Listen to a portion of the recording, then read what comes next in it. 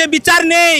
মমতা ব্যানার্জি সঠিক তালিকা দেয়নি মানে সঠিক বিচার হয়নি, তার জন্য চোরের রানী ডাকাত রানী মমতা ব্যানার্জি। আমরা আন্দোলন করে মমতা ব্যানার্জিকে নিয়ে এসেছিলাম এবং আজকেই বাস্তিল দুর্গে যে পতন হয়েছিল 1790 14 জুলাই, আজকেই নবান্ন থেকে 14 তলা থেকে টেনে হিচড়ে নামাবো।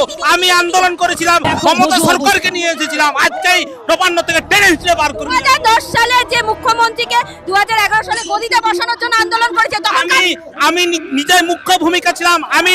আমি হচ্ছে নিজে পিংলা ব্লকের তৃণমূলের এসটি এসসি সেলের সভাপতি ছিলাম দীর্ঘ 10 বছর, এখনো আছি। অতএব আমি তৃণমূলের সক্রিয় কর্মী হয়ে বলছি মমতা ব্যানার্জিকে টেনে হিচড়ে বার করে নিয়ে আসবো। যখন তিনি বিরোধ তার জন্য পার্থ চট্টোপাধ্যায় চুরি করেছে, আমার গ্রামে স্কুল করেছে, PCM Babli Chatterjee Memorial institute করেছে, ঠিক আছে, এবং তার যে রানী যে আছে না অর্পিতা চট্টোপাধ্যায়, এবং মিডিলে পুকুরের মাঝখানে করেছে, শপিং মল করেছে।